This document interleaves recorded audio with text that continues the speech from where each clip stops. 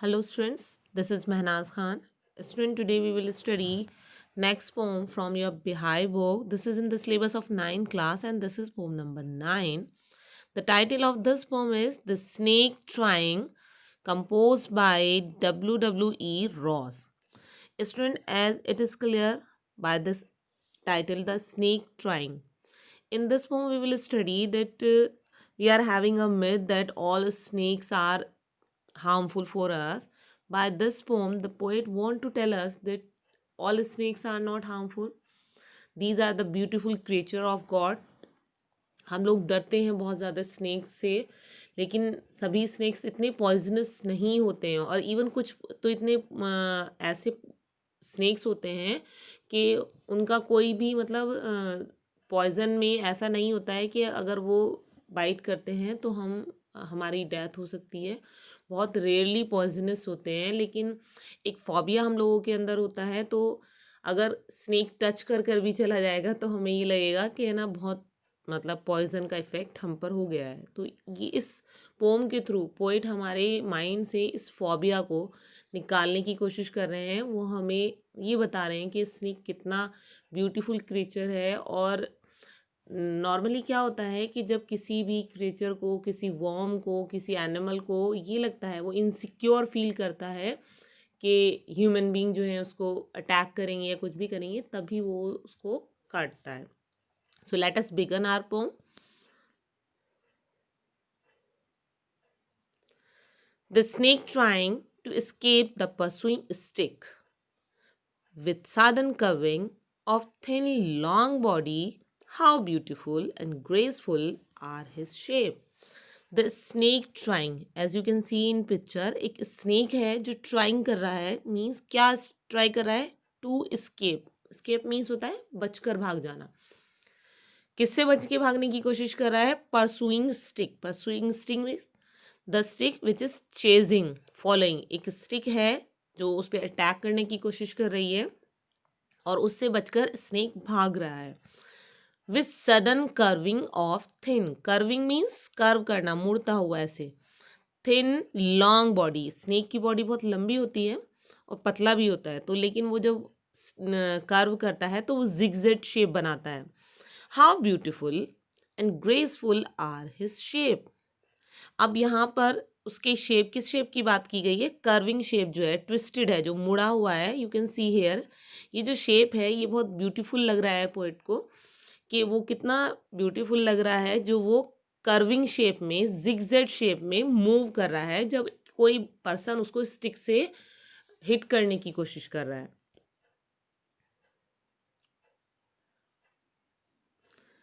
He glides through the waterway from the stalk. Oh, let him go over the water into the reeds to hide without hurt, small and green. He is harmless even to children. Glides. Glide means move. Stalk means hitting of the stick. Reeds means water or marsh plants with thick stem. या reads means क्या होता है? जो ये मोटे मोटे से plants होते हैं, वाटर प्लांट्स मीन्स पानी के आसपास जो झाड़ियाँ सी उग जाती हैं, रीड्स कहलाते हैं। तो अभी पोएट हमें क्या बता रहा है? He is use for snake. He glides, glides करना मीन्स मूव करना, स्लीपी वे में जो मूव करते हैं स्लिप होकर, थ्रू द वाटर वे, जो जहाँ से वाटरी वे था, पानी आ रहा था, वहाँ से वो भागने की कोशिश कर रहा है फ्रॉम द स्टॉक।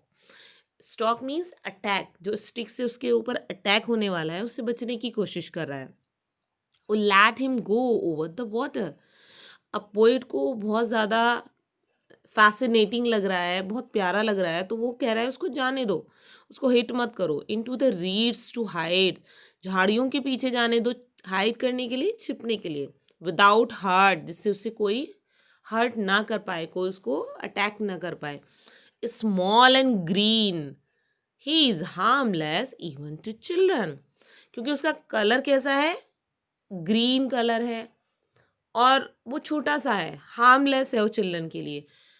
स्टूडेंट, क्या होता है कि जो स्नेक्स होते हैं उनके कलर भी डिफाइन करते हैं कि वो कितने पॉइजनस हैं। जो ब्राउन कलर होता है वो शो करता है कि जो स्नेक है बहुत ज़्यादा पॉइजनस है, और ग्रीन स्नेक्स को पॉइजनस नहीं माना जाता। तो वो कह रहे हैं कि उसमें तो इतना भी पॉइजन नहीं है कि वो चिल्ड्रंस को अटैक कर सके, चिल्ड्रंस के लिए हार्मफुल हो सके। वो हार्मलेस है, इसलिए उसको हिट मत करो, उसको जाने दो। Along the sand he lay until observed, and chased away, and now he vanished in the ripple among the green slim reed. Vanish means disappear, गायब हो जाना।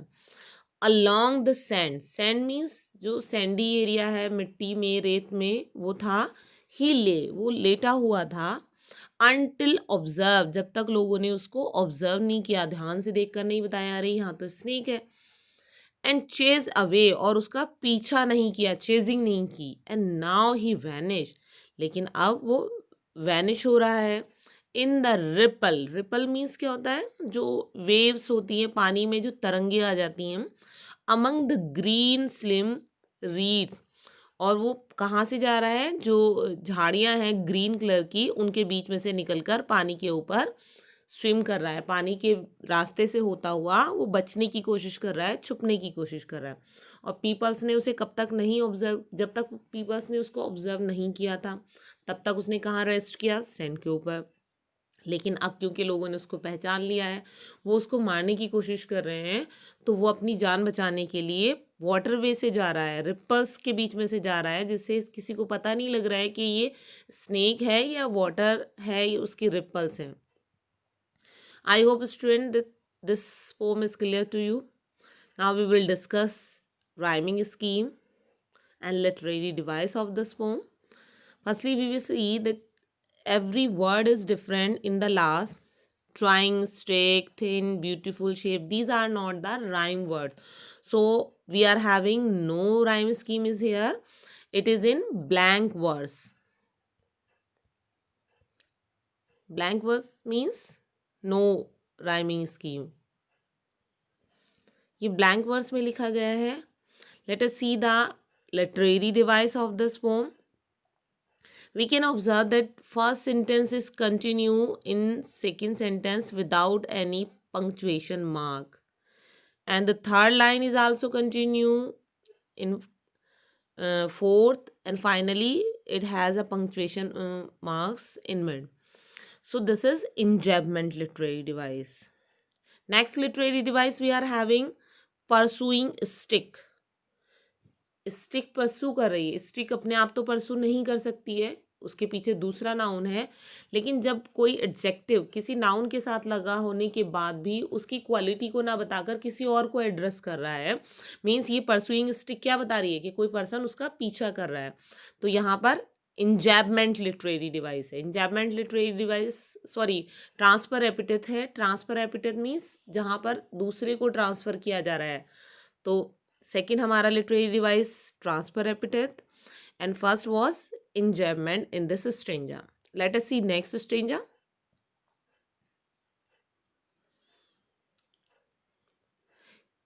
In this stanza, same we are having enjambment. Here is no punctuation mark. This sentence is continue in second line.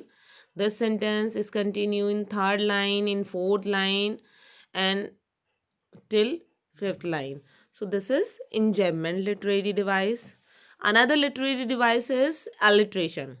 When two and more than two consecutive words have started with same sound, that is alliteration. Alliteration कहाँ है? दो, da, he, harmless. Ha sound is here and da sound is here. So this is alliteration literary device.